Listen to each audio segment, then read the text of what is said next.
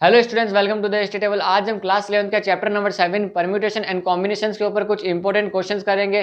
वो क्वेश्चंस जो final exams में आने के 99.9% चांसेस है।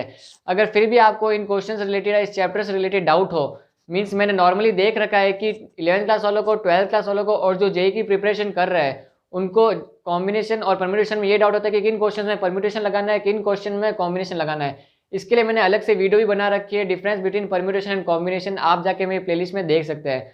और अगर फिर भी आपको कुछ डाउट्स आते हैं तो आप हमारा टेलीग्राम ग्रुप ज्वाइन कर सकते हैं, लिंक डिस्क्रिप्शन दे रखा है, जहां पर आप हमसे डायरेक्ट इंटरेक्ट कर सकते हैं, अपने डाउट्स क्लियर कर सकते हो, चैनल के बारे में फीडबैक दे सकते हैं। तो चलिए फिर स्टार्ट करते हैं। तो चलिए फिर आज क्लास का हम फर्स्ट क्वेश्चन करते हैं। ये क्वेश्चन एनसीईआरटी के एक्सरसाइज 7.1 के पेज नंबर 138 से लिया गया है।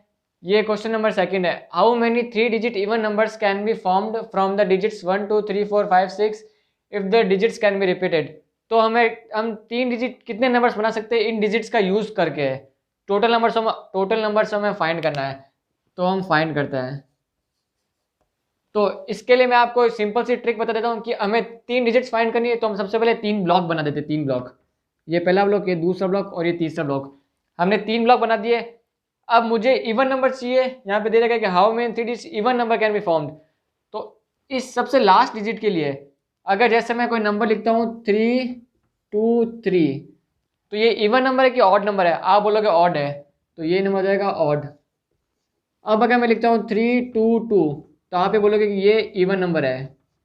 इट मीन्स जो लास्ट डिजिट होती है वो अगर इवन नंबर होगी तो ये पूरी डिजिट इवन नंबर होगी।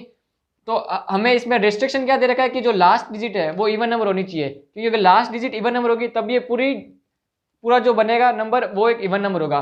तो मैं रेस्ट्रिक्शन दे रखा है लास्ट नंबर पर कि ये एक इवन नंबर होना चाहिए। तो ये 6 डिजिट में इवन नंबर टोटल कितने हैं? टोटल 3 है, ये एक, ये दूसरा और ये थर्ड। हमें टोटल 3 इवन डिजिट्स दे रखी है। तो यहाँ पे मैं 3 डिजिट्स, यहाँ पे मैं 3 लिख देता हूँ, क्योंकि मुझे को 3 पॉसिबिलिटी यहाँ पे बढ़ने की। एक 2 बढ़ सकता हूँ, एक 4 बढ़ सकता हूँ और एक मैं 6 बढ़ सकता हूँ। अब इन दोनों में मुझे कोई रेस्ट्रिक्शन नहीं है और मुझे रिपीटेशन भी अलाउड दे रखी है। तो यहाँ पे मैं कितने डिजिट्स बढ़ सकता हूँ टोटल? यहाँ पे टोटल मैं 6 डिजिट्स बढ़ सकता हूँ, 6। और यहाँ पे कितने डिजिट्स बढ़ सकता हूँ? यहाँ पे भी मैं 6 डिजिट्स बढ़ सकता हूँ, 6। तो इन तीनों को मैंने मल्टीप्लाई किया तो मेरा आंसर आएगा 6 6 36, 36 इंटू 3 108। तो मैं टोटल 108 नंबर्स बना सकता हूँ इन डिजिट्स का यूज करके, और वो नंबर इवन नंबर होंगे। तो मेरा आंसर होगा 108 और यही इसका आंसर है। तो चलिए फिर नेक्स्ट क्वेश्चन करते हैं। ये भी 7.1 एक्सरसाइज का 5th क्वेश्चन है। क्वेश्चन है a coin is tossed 3 times and the outcomes are recorded, how many possible outcomes are there. हमें पता है कि हमने ये प्रोबेबिलिटी चैप्टर भी 10th क्लास में पढ़ा था कि वो कितने आउटकम्स आते हैं। तो हमने टोटल देख रखा था कि 8 आते हैं। तो हम ये परम्यूटेशन एंड कॉम्बिनेशन के तो निकालते हैं। जैसे पहले टॉस किया तो मुझे पहले मिला हेड, फिर वापस टॉस किया मुझे हेड, फिर वापस टॉस किया तो मुझे हेड मिला, फिर मैंने टॉस किया हेड, फिर मुझे टेल, फिर हेड। ऐसे टोटल नंबर ऑफ आउटकम्स कितने होंगे? तो मैंने अभी सिखाया कि अगर हमें निकालना है तो 3 टाइम्स किए तो मैंने 3 ब्लॉक बना दिए, फिर मैंने 3 टाइम्स उसको टॉस किया। अब पहले में मेरे पास मेरे पास वो आने के चांस हेड आ सकता है और मेरे पास टेल आ सकता है। मीन्स मेरे पास दो पॉसिबिलिटी आ सकती है और उससे ज़्यादा कोई पॉसिबिलिटी आ नहीं सकती है। तो यहाँ पे मैंने लिखा 2। अब सेकंड टाइप भी कुछ भी आ सकता है, हेड भी आ सकता है और टेल भी आ सकता है। तो इसमें भी मेरे पास 2 पॉसिबिलिटी है, तो यहाँ पे मैंने लिखा 2। मीन्स जितनी पॉसिबिलिटी है उतनी पॉसिबिलिटी आपको लिखनी है इस ब्लॉक के अंदर। अब मेरे पास लास्ट में भी कितनी 2 पॉसिबिलिटी है, तो ये 2 पॉसिबिलिटी। अब मैंने इन तीनों को मल्टीप्लाई करता है तो 2 2 4, 4 2 8, तो हमारा आंसर होगा 8। और हम ये प्रोबेबिलिटी में भी आंसर हम निकाल देते हैं 8, और ये हमारा इस क्वेश्चन का आंसर भी है।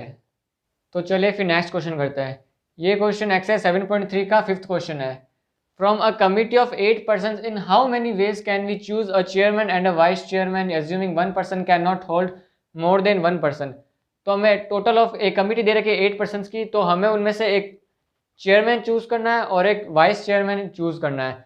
तो हम कैसे चूज कर सकते हैं? तो और उसमें ये दे रखा है कि एक आदमी सिर्फ एक की पोजीशन चूज कर सकता है। मीन्स एक आदमी चेयरमैन और वाइस चेयरमैन दोनों नहीं हो सकता है। एक आदमी या तो सिर्फ चेयरमैन हो सकता है या फिर एक आदमी सिर्फ वाइस चेयरमैन हो सकता है, वो दोनों नहीं हो सकता। तो हम यहाँ से निकालते हैं। तो अब अगर हम निकालें इसका सॉल्यूशन, तो इसके अंदर आप ध्यान दीजिए कि हमें 8 में से कोई 2 पर्सन चूज करना है और उन दोनों की जो अरेंजमेंट है वो हमें मैटर कर रही है। मीन्स जिसको मैं चेयरमैन ले रहा हूँ उसको मैं वाइस चेयरमैन नहीं ले सकता, और जिसको मैं वाइस चेयरमैन ले रहा हूँ मैं उसको चेयरमैन नहीं ले सकता। इट मीन्स इसमें मुझे अरेंजमेंट मैटर कर रहा है, और हमने पढ़ रखा है कि जिसमें अरेंजमेंट हमें मैटर करता है उसमें हम परम्यूटेशन लगाते हैं। तो मुझे 8% दे रखे हैं, तो इसमें से मुझे 2 लेना है, तो इट मीन्स मैं यहाँ पे परम्यूटेशन लगाऊंगा। क्यों? क्योंकि मुझे अरेंजमेंट मैटर कर रहा है कि कौन वाइस चेयरमैन होगा और कौन चेयरमैन होगा। तो इट मीन्स इसका आंसर होगा 8p2। और हमने एनपीआर का फॉर्मूला पढ़ रखा है 8 factorial upon 8 - 2 factorial means 6 factorial.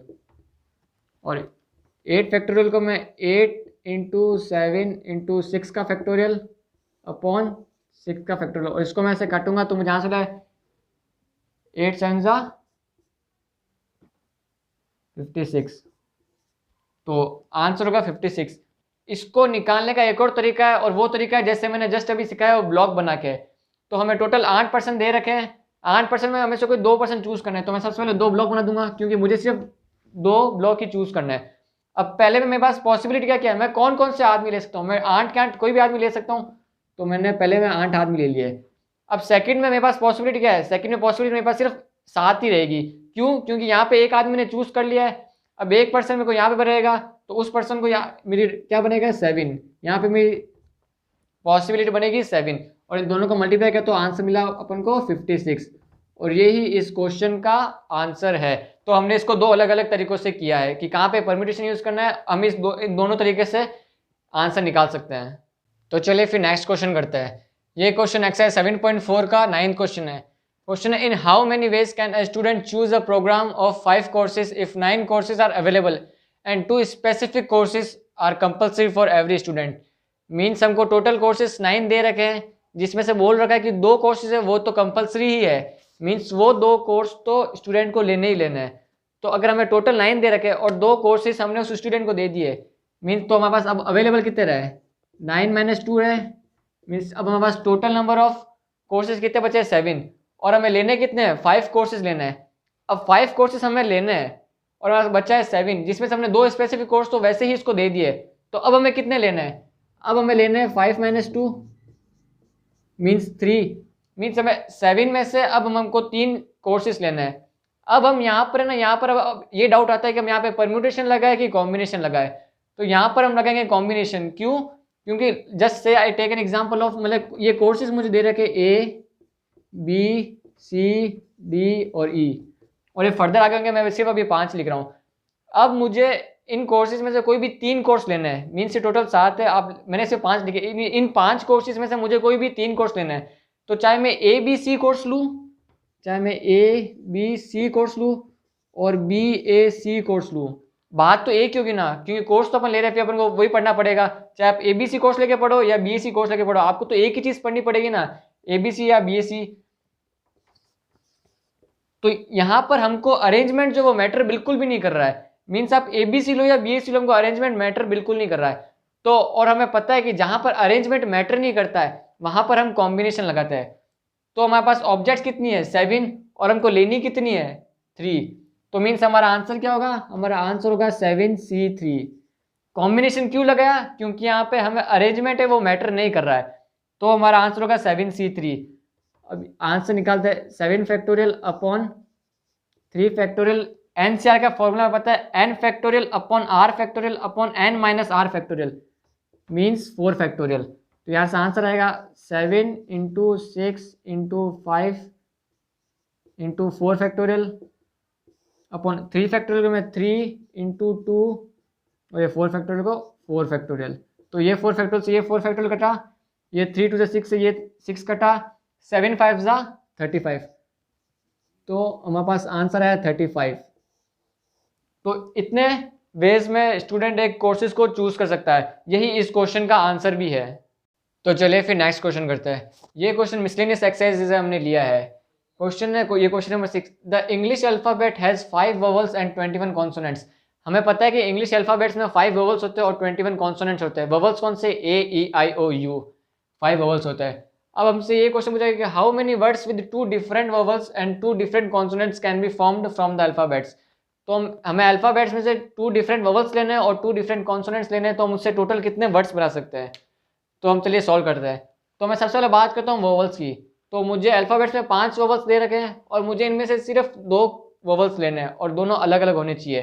तो मैं अभी के टाइम में अभी अरेंजमेंट की बात नहीं कर रहा हूँ, अरेंजमेंट की बात मैं थोड़ा टाइम बाद में करूँगा, मीन्स जस्ट कुछ सेकंड्स बाद में। तो अभी जब मैं अरेंजमेंट की बात नहीं कर रहा हूँ तो मैं अभी कॉम्बिनेशन का फॉर्मूला, तो मीन्स अगर मैं अरेंजमेंट पे फोकस नहीं कर रहा हूँ तो मैं कॉम्बिनेशन का फॉर्मूला लगाऊंगा। मीन्स 5 वोवल्स में से मैं कोई भी 2 वोवल्स ले लेता हूँ। इट मीन्स मैं क्या लूँगा 5C2। तो ये 5 में से मैंने कोई भी 2 वोवल्स ले लिया है। अब मुझे 21 कॉन्सोनेंट्स दे रखे हैं, तो 21 में से मैं कोई भी 2 कॉन्सोनेंट्स ले लूँ। मैं अभी अरेंजमेंट की बात नहीं कर रहा हूँ, तो 21 में से भी मैं कोई भी 2 कॉन्सोनेंट्स ले लेता हूँ। मीन्स 21C2 ये मल्टीप्लाई होगा क्योंकि हमें टोटल नंबर ऑफ निकालना है। अब ये तो आ गया, हमें इतने वेज हुए, लेकिन इसमें हमें एक और चीज़ ऐड करनी पड़ेगी। वो चीज़ क्या है? जस्ट से मैं अगर एग्जांपल लेता हूँ, A, E, B और C। ये मुझे एक वर्ड मिला, मीन्स मैंने ये वर्ड इन सिचुएशन को देख के मैंने ये यूज़ किया। मीन्स 2 वोवल्स होने चाहिए, 2 वोवल्स ये पहला और दूसरा, और 2 कॉन्सोनेंट्स होने चाहिए, B और C 2 कॉन्सोनेंट्स है। तो अब ये एक वर्ड बना है। अब अगर मैं A, B, E, C मैं ऐसे लिखूंगा तो ये भी एक अलग वर्ड होगा ना, ये इसके कंपेयर में ये एक अलग वर्ड है। तो इट मीन्स कि यहाँ पे मुझे अरेंजमेंट मैटर कर रहा है। तो ये जो मैंने 4 वर्ड्स लिए, ये 4 वर्ड्स, तो इन 4 वर्ड्स का मुझे अरेंजमेंट अगर मैटर कर रहा है तो मैं चारों लेटर्स लूँगा। चारों लेटर्स में से मुझे चारों का अरेंजमेंट मैटर कर रहा है। मीन्स जब अरेंजमेंट मैटर करता है तो हम परम्यूटेशन लगाते हैं। तो ये होगा हमारा फाइनल आंसर। तो अब हम आंसर निकालते हैं। 4 की वैल्यू क्या आती है? 4 फैक्टोरियल अपॉन 0 का फैक्टोरियल। और हमें 0 फैक्टोरियल पता है क्या होता है? 0 फैक्टोरियल होता है 1। 0 फैक्टोरियल होता है 1। तो 4 फैक्टोरियल क्या? 4 into 3 into 2, 4 into 3 into 2 means answer is 24। तो 4 की तो वैल्यू आ गई 24। 5C2 की क्या आ गई? 5 factorial upon 2 factorial into 3 factorial into 21 का क्या होगा? 21 फैक्टोरियल अपॉन 2 फैक्टोरियल इंटू 19 का फैक्टोरियल। तो अब इसको सॉल्व करता है। इसको सॉल्व करें तो आंसर क्या मिलेगा हमें? 5 इंटू 4 अपॉन 2, क्योंकि 3 फैक्टोरियल से 3 फैक्टोरियल मैंने काट दिया, और 21 का फैक्टोरियल है तो 21 इंटू 20 अपॉन 2, और लास्ट में 24 भी मल्टीप्लाई होगा इंटू 24। तो इस 2 से ये 2 कट, ये 2 टू जा 4 ये कटा। अब जब इन सब को मैं मल्टीप्लाई करूँगा तो मुझे आंसर मिलेगा 50,400। तो इतने वर्ड्स मैं बना सकता हूँ 2 डिफरेंट वोवल्स यूज़ करके और 2 डिफरेंट कॉन्सोनेंट्स यूज़ करके। इतने वर्ड्स में बना सकता हूँ, और ये ही इस क्वेश्चन का आंसर भी है। सो स्टूडेंट्स, यहाँ पर हमने परम्यूटेशन कॉम्बिनेशन के कुछ इंपॉर्टेंट क्वेश्चंस कर लिए जो कि एग्जाम्स में आने के चांसेस है। अगर फिर भी आपको इस क्वेश्चन से रिलेटेड या इस चैप्टर से रिलेटेड डाउट हो तो आप हमारा टेलीग्राम ग्रुप ज्वाइन कर सकते हैं, लिंक डिस्क्रिप्शन दे रखा है। Thanks for watching the video, like the video and subscribe our channel.